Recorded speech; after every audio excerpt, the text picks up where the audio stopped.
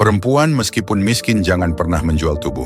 Laki-laki meskipun miskin jangan pernah melakukan kejahatan. Jika masih bisa bertahan di kota besar, jangan buru-buru pulang kampung. Jangan membeli satu rumah 120 meter persegi, lebih baik beli dua rumah 60 meter persegi. Saat isi bensin, cukup isi 200 ribu rupiah, nanti kamu akan mengerti. Potong rambut, jangan masuk salon besar. Salon besar kebanyakan hanya tempat magang, salon kecil justru tempat para tukang potong rambut yang benar-benar ahli. Keluarga dan teman mengadakan pesta, jika tidak ada yang memberitahu kamu, pura-puralah tidak tahu, dan jangan cari-cari kabar. Lingkaran orang kaya penuh dengan ide, lingkaran orang miskin penuh cerita lucu, lingkaran perempuan penuh gosip, lingkaran laki-laki penuh cerita dan pengalaman. Saya ceritakan satu kisah, setelah mendengar kamu akan mengerti. Ada seorang buruh yang merantau jauh dari rumah. Ia membeli lotre dan memenangkan 10 miliar rupiah. Dia menelepon istrinya, berkata bahwa dia harus masuk rumah sakit dan butuh uang segera. Istrinya panik dan pergi meminjam ke kerabat dan teman. Semua kerabat dan teman mendengar kabar itu langsung bersikap dingin, menolak, bahkan mengusirnya. Saat sang istri sedang sedih dan putus asa, suaminya tiba-tiba pulang dengan sehat. Dia berkata, "Sebenarnya aku tidak sakit, aku menang lotre 10 miliar.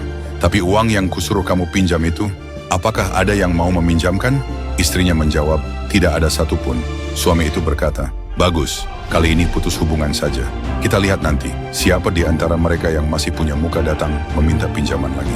Di tempat yang tidak ada lampu jalan, malam hari di mana-mana ada binatang buas. Ingatlah, sebelum merencanakan sesuatu, pelajarilah dulu manusianya. Jika kamu tidak memahami sifat manusia, kamu tidak akan pernah berada di posisi tak terkalahkan. Suatu hari putri seorang pria kaya bertanya, "Ayah, menantu ayah itu di semua aspek sangat hebat. Kenapa ayah tidak mempromosikannya?" Pria kaya itu berkata, "Justru karena dia terlalu hebat, ayah khawatir kamu tidak mampu mengendalikannya. Kamu 90 kilogram, dia 60 kilogram. Mengapa dia mau menikahi kamu?" Sang ayah sangat memahami hati manusia. Karena itu dia membiarkan menantunya tetap menjadi orang biasa, supaya putrinya bisa hidup damai sepanjang hidup. Putrinya masih tidak mengerti. Ayahnya menjelaskan, 30 tahun lalu, di desa ayah mabuk dan sombong, mengatakan bahwa tahun itu ayah beternak ikan dan untung ratusan juta. Keesokan paginya, sebelum matahari terbit, kolam ikan kita sudah diberi racun oleh seseorang. Ikan mati hampir semua, ayah rugi besar. 5 tahun kemudian, ayah bangkit lagi, menikahi ibumu, punya kamu, dan membeli sebuah villa di Jakarta seharga lebih dari 50 miliar rupiah, dibayar tunai. Ayah tidak memposting apapun di media sosial, bahkan tidak memberitahu kakek nenekmu. Kerabat dan teman bertanya, "Bisnis sekarang bagaimana?"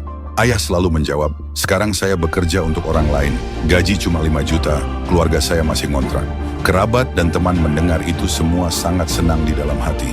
Barulah sang putri benar-benar tersadar. Kamu kaya akan dibenci, kamu miskin akan diremehkan. Di depan orang yang kamu kenal, jangan pamer kekayaan, itu mengundang iri dan masalah. Di depan orang asing, jangan tampil miskin, karena dunia hanya menghargai yang terlihat pantas. Ingatlah selalu, kekayaan terletak pada cara berpikir, bukan pada kerja keras fisik. Keuntungan terletak pada posisi dan strategi, bukan pada keringat semata. Karena itu kamu harus mengangkat kepala melihat jalan, bukan hanya menunduk bekerja tanpa suyasan. Di dunia ini, hal yang paling kuat bukan uang, bukan kekuasaan, melainkan sebuah pola pikir.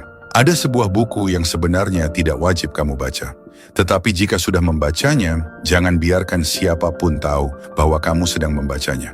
Itulah buku Dari Taktik Menuju Kemenangan. Di dalamnya ada lebih dari 100 situasi nyata dalam kehidupan yang membantu kamu melatih pola pikir, melatih cara merespons ketika menghadapi masalah sulit. Buku ini tidak mengajarkanmu untuk menipu, tetapi mengajarkanmu memahami hati manusia agar tidak ada yang bisa memperdayaimu. Ada 50 strategi yang mencakup dunia kerja, sosial, keluarga, hingga bisnis. Mengajarkanmu menjadi tajam namun tetap menjaga martabat. Jika kamu adalah orang baik tetapi terlalu lemah hingga mudah diinjak, jika kamu tulus tetapi sering terluka, maka buku ini adalah sesuatu yang harus kamu baca setidaknya sekali seumur hidup. Sekarang sedang diskon 30%, bonus hadiah premium hanya untuk hari ini. Tekan tombol beli di bawah sebelum semuanya habis.